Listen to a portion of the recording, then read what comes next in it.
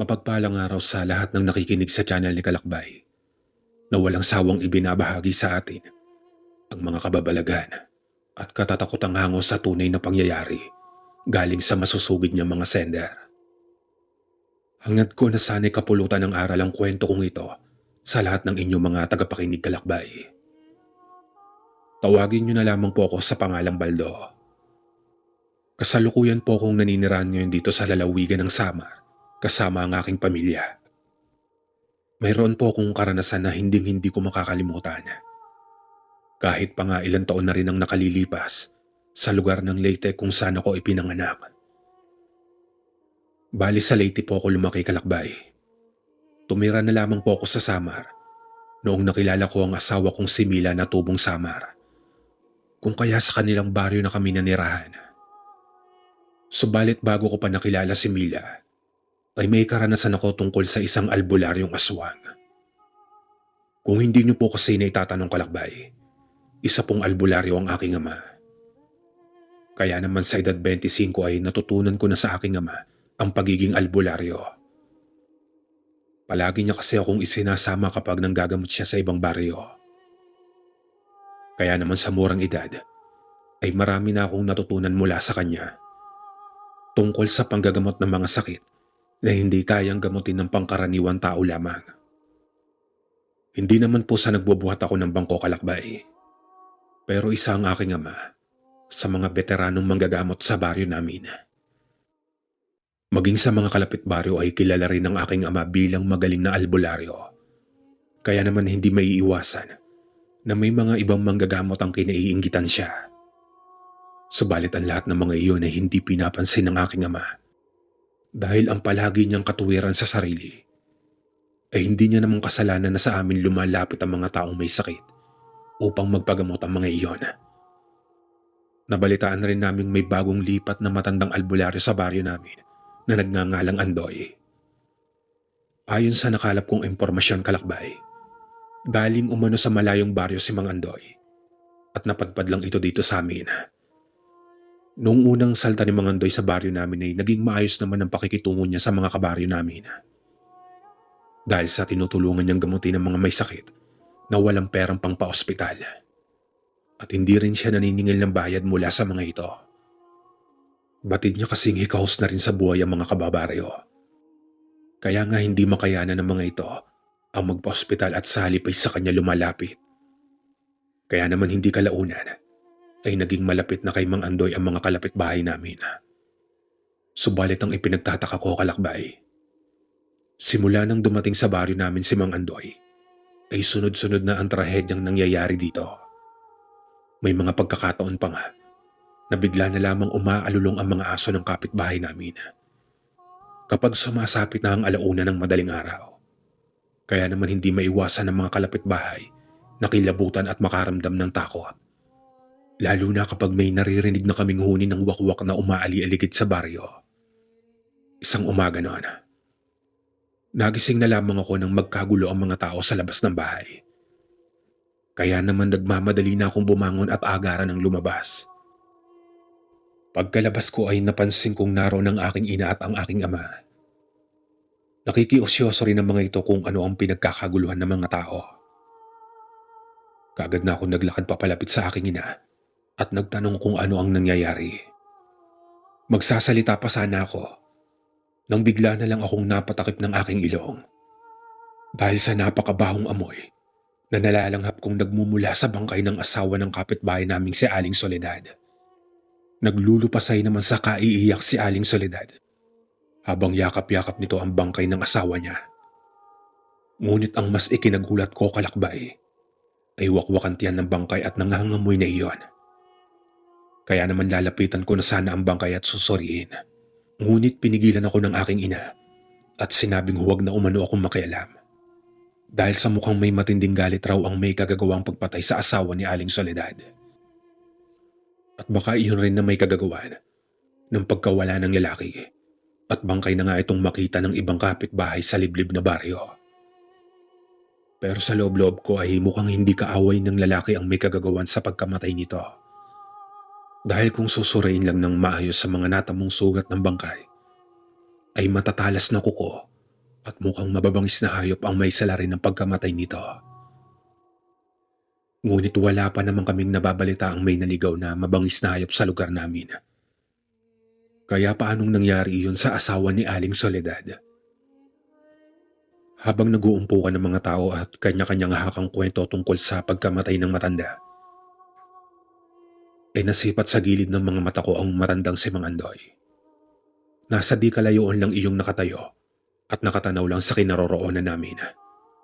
Kaya naman pasimple akong lumapit dito nang hindi niya namamalayan. Grabe talaga ang sinapit ng asawa ni Aling Soledad, Mang Andoy. Nakita niyo po ba yung bangkay? Wakwakan tiyan at puro kalmot ang buong braso at mga binti. Mukhang lumaban muna ang kaawa-awang matanda bago iyon namatay. Wika ko sa albularyong matandang si Mang Andoy. Nagulat naman itong napatingin sa akin at saka mabilis ang iniwas sa mga paningin na para bang may iniiwasan ito at nagsabing napadaan lang daw siya dahil sa may pupuntahan ito kaya aalis na umano siya. Anong nangyari sa matandang iyon? Bakit biglang nagalit sa akin? Nagsabi lang naman akong grabe yung sinapit ng asawa ni Aling Soledad eh. Tapos bigla na lang akong sinimangutan. Wika ako sa aking isipan at napapailing na lamang habang nakatanaw sa nagmamadaling maglakad ng matandang albularyo. Makalipas ang ilang sandali ay bumalik na ako sa bahay namin para makapagbihis na. May pupuntahan pa kasi akong baryo para sa gagawin kong gamutan. Bago ako umalis ay sinabi ko sa aking ama na suriin niya mabuti ang bangkay ng kapitbahay namin. Dahil duda talaga kung hindi pangkaraniwang tao lamang ang pumatay sa matanda. Base pa lang sa mga natamong sugat nito, ay hindi basta-basta magagawa iyon ng normal na tao. Hayaan mo anak, at ako na ang bahala rito sa atin. Puntahan mo na iyong magpapagamot sa iyo sa kabilang baryo. Nang sa ganon ay hindi ka nagagabin sa pagbalik mo. Tugon ng aking ama sa akin. Matapos kong makapag-agahan at makapagbihis ay agara na akong umalis. Makalipas ng ilang sandaling paglalakad, ay tuluyan na akong nakarating sa baryo ni Aling Dorcas. Pagkarating ko sa bahay nila ay agad ko nang ginamot ang anak nitong buntis. Dahil sa isang linggo na umunong nagpapabalik-balik ang lagnat nito. At kahit na paulit-ulit nang nagpapatingin na sila sa doktor, ay sinasabing simpleng lagnat lang raw ang nararamdaman ng anak ni Aling Dorcas. Subalit ang hindi raw maintindihan ng matanda ay kung bakit sa tuwing sumasapit ang takip silim ay doon lamang nilalagnat ng mataas ang anak niya. At para bang kinukumbulsyon na ito sa sobrang taas ng lagnat. Alam niyo po Aling Dorcas, inaaswang ho ang anak niyo. Dapat sa tuwing sumasapit ang dilim ay magsunog kayo ng goma at magpausok kayo ng insenso.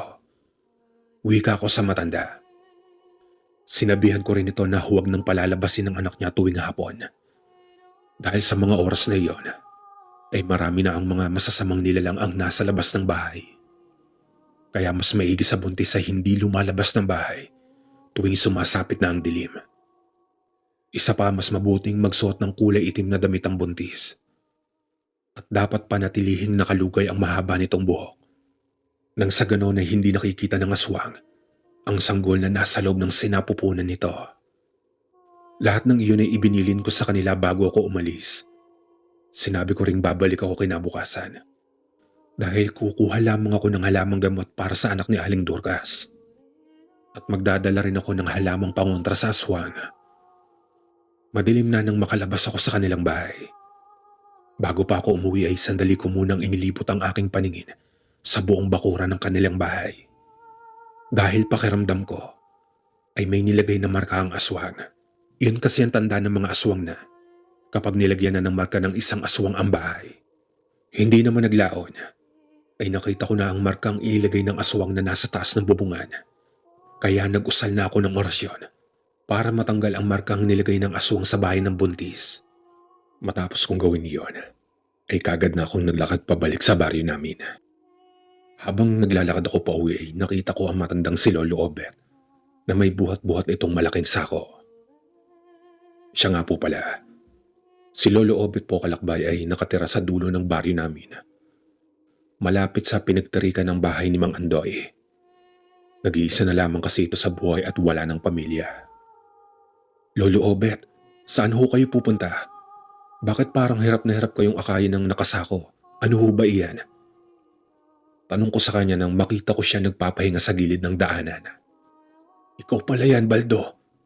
Tutungo lang ako roon sa unahan. Ipapakilo ko kasi itong koprang bitbit ko. Rinig kong sagot niya sa akin. Tulungan ko na ho kayo, Lolo Obet. Para sabay na po tayong makauwi. Uwi ka ko rito. Ay siya, salamat naman iyo. Kanina pa talaga nananakit itong bewang ko. Kakabuhat nitong isang sakong kopra. Natatawang wika ng matanda.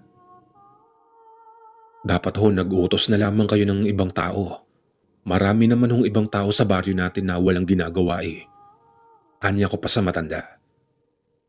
Naku Baldo, ayos lang naman. Alam mo namang nahihiya akong mag-utos sa mga taga roon sa atin. Sad pa ni Lolo Obet sa akin. Tara na po Lolo. Ibenta na po natin itong kopra nyo para may pambili na ho kayo ng bigas at ulam. Aya ko sa kanya at agaran ko ng binuhat ang isang sakong kopra. Nang maglakad na kami papunta sa bentahan ng kopra, ay nakasalubong namin si Mang Andoy. Dahan-dahan ito naglalakad papasalubong at matalim itong nakatitig sa akin nang hindi inaalis ang paningin. Ako na lang ang nag-iwas ng tingin sa kanya at ibinaling ko na lang sa iba. Nung makalagpas na ako kay Mang Andoy, ay bigla ko na lamang itong narinig magsalita ng, "Masyado ka nang namimihasa at pakialamero bata, kaya ang nararapat sa iyo ay bigyan ng leksyon." Bulong nito nang makalagpas ako ng bahagya. Sandali naman akong natigilan sa paglalakad at napatingin dito. Ngunit tuloy-tuloy lang si Mang Andoy sa paglalakad at walang lingon-lingon. Teka, ako ba ang sinabihan noon? Tanong ko sa sarili ko. Hindi ko alam kung narinig ba ni Lolo Obet ang sinabi ng albularyo o ako lamang ang nakarinig. Kaya para makasigurado ay tinanong ko na siya kung narinig niya ba ang sinabi ng matandang albularyo. Ano ka ba naman iho? Alam mo namang matanda na ako at medyo may pagkabingi na. Kaya malabo iyang tinatanong mo kung narinig ko ba yung sinabi ng matandang si Andoy. Tugon nito sa akin. Baka guni-guni ko lang ho yun, Lolo Obet. Wika ko naman sa kanya. Matapos namin magbenta ng kopra, ay kagad na kami naglakad pabalik sa baryo namin. Pasado 6:00 na kasi ng hapon iyon at nag-aagaw na ang dilim at liwanag. At dahil sa matanda na nga si Lolo Obet, kung kaya mabagal na itong maglakad, kaya naman imbis na kaya naming lakarin ng mahigit kalahating oras lang ang baryo, ay sa tingin ko ay aabutin kami ng 1 oras sa paglalakad. Hindi ko naman siya pwedeng iwanan dahil isang baryo lang naman ang aming pupuntahan. Kaya nagdahan-dahan at sinabayan ko na lamang siya sa kanyang paglalakad. Makalipas ang ilang sandali ay nasa liblib na kami ng daanan at tuluyan ng nilamon ng dilim ang buong paligid. Kaya kagad ko nang binuksan ang sulong bitbit ni Lolo Obet at nagpresentang ako na ang magdadala. Narinig ko pang nagwika sa akin ng matanda at nagsabi ng, "Alam mo, Baldo, simula na naging kapitbahay ko na iyang si Andoy, gabi-gabi na lang akong nakakarinig ng aswang. Minsan pa ngay may naririnig akong angil ng mabangis na hayop na nasa labas ng bakuran." Panimula niyang wika sa akin. Kaya lang alam mo namang nirarayuman ako sa gabi. Kaya hinahayaan ko na lang iyong ingay na naririnig ko sa labas ng bakuran ko. Ang importante sa akin hindi makapasok sa bakuran ko iyong nag-iingay na aswang. Dahil kung hindi, makikipaglaban talaga ako ng patayan. Dagdag niyang wikang natatawa pa. Ay naku Lolo Obet. Hayaan niyo't dadagdagan ko pa iyong pangontra ng aswang na sinabit ko sa bahay at bakuran niyo. Para siguradong wala nang manggagambala pa sa inyo. Anya ko pa sa kanya. Nang naglalakad na kami malapit sa may kawayanan, ay bigla na lamang akong nagulat. Nang may narinig akong mahihinang kaluskos sa malapit sa puno ng mga kawayan. Naririnig ko na rin ang langit-ngit na nanggagaling sa katawan ng kawayan na para bang binabali iyon. Hanggang maya-maya pa, ay bigla na lamang akong nagulat at agad na hinawakan si Lolo Obet bago pa ito makalagpas ng kawayanan. Sa kadahilan ng bigla na lamang natumba ang isang puno ng kawayan at humarang iyon sa aming daanan. Kaya mahigpit kong hinawakan ang kamay ni Lolo Obet dahil alam kong may hindi magandang mangyayari sa aming dalawa ng gabing iyon. Nakaramdam na ako ng kakaibang presensya na para bang may kung sino mang nilalang ang nagmamasid sa akin. Naging maalinsangan na rin ang buong paligid at biglang lumakas ang ihip ng hangin na para bang may paparating na bagyo. Lolo Obet, huwag ho kayong lumayo sa akin hanggat hindi pa tayo nakakarating sa baryo.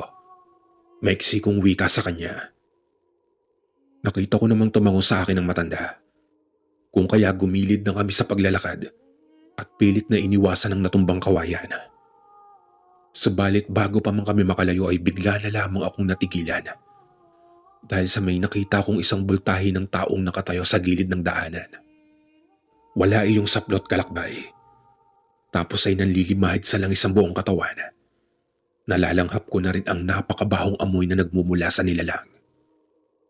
Noong natitigan ko na iyong taong nakita ko, ay nanlaki na lamang ang aking mga mata nang malinaw kong makita kung sino iyon.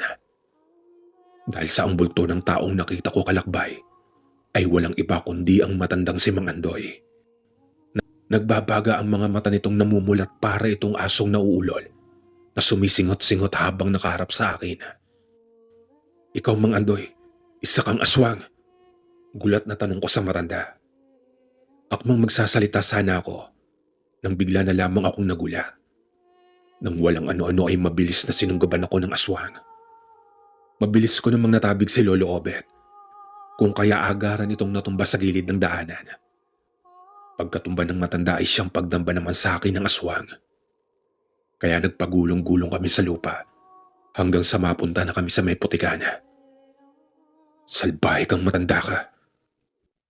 Ang buong akala ko pa naman ay nanggagamot ka. Yun pala, nagpapanggap ka lang para mambiktima ng mga inosenteng tao. Sad ko, habang patuloy pa rin ako sa pakikipagpambuno dito. Mabilis na akong nagusal ng pambakod sa katawan bago pa man maitarak ng aswang ang kanya mahahabang kuko sa aking dibdib. Matapos iyon ay may nakapakong malaking bato habang nagpapambuno kami sa lupa. Kaya agaran ko ng pinulot iyon at malakas na ipinukpok sa ulo ng aswang. Agaran naman iyong umatras at umangil ng napakalakas. Kaya sinundan ko agad ng isang orasyong kontra aswang. Tapos ay iniihip ko iyon sa mga palad ko at mabilis na nilapitan ng aswang at malakas na sinapak sa muka. Sinabayan ko pa iyon ng tigalpo. Kaya lang wala nang nagawa ang aswang kundi ang magmakawa. Ngunit hindi ko na iyon pinakinggan. Salip ay patuloy ko lang pinagsasasapakan nila lang hanggang sa tuluyan na itong manghina. Wala na akong balak pang buhayin ng aswang. Subalit pinigilan ako ni Lolo Obet sa ginawa ko. Bagkus ay sinabi niyang hayaan ko na lamang makalayo ang aswang. Total ay napuruhan ko naman iyon at paniguradong hindi na aabutin pa ng pagsikat ng araw. Mabilis namang tumakas ang aswang noong tinigilan ko na ang ginagawa kong paggulpi dito. Pagka-uwi ko sa bahay ay hindi ko na binanggit pa sa aking ama ang sagupang nangyari sa aming dalawa ng albularyong aswang na si Mang Andoy. Batid ko kasing wala ring saysay kung babanggitin ko pa. Gayong alam ko namang mamamatay na rin lang naman ang aswang na iyon. Makalipas nga ang 2 araw, ay nabalitaan naming namatay na si Mang Andoy. Nakita ko ito sa loob ng kubo nitong wala ng buhay at nangangamoy na. Kung kaya inilibing na lamang kagad ito ng kapitan ng barangay. Mula nang mamatay ang albularyong aswang, kalakbay, ay nalaman kong dati nga talaga itong albularyo. Subalit dahil sa pagnanais ng mas mataas na kapangyarihan, ay inaral nito ang kaalaman sa kaliwa maging ang pagiging aswang. Kamuntikan na rin pala itong mapatay sa baryong dating tinitirahan nito. Dahil sa gawain na talaga nito ang magpanggap na manggagamot sa mga kabaryo. Subalit ang hindi alam ng karamihang manggagamot rito ay nilagyan nito ng mga marka ang mga iyon. Nang sa ganoon, kapag sumapit na ang gabi ay bibiktimahin na iyon ng matandang aswang. Nalaman ko rin ang matandang aswang pala ang nang aswang sa buntis na anak ni Aling Dorcas. Kaya ganoon na lamang kung magalit ito sa kanya dahil sa pangingialam niyang gamutin ng buntis. Simula noon kalakbay, ay hindi na muli pang nakaranas ng kakaibang kababalaghan ang baryo namin. Wala na rin naririnig na huni ng aswang at mabangis na hayop si Lolo Obet tuwing sumasapit ang gabi. Naging maayos na rin ang pagbubuntis ng anak ni Aling Dorcas at tuluyan na itong gumaling sa sakit. Magpas hanggang ngayon kalakbay, ay patuloy pa rin ako sa panggagamot sa mga taong nangangailangan sa akin. Hanggang dito na lang po muna ang aking ibabahaging kwento sa inyo mga kalakbay. Maraming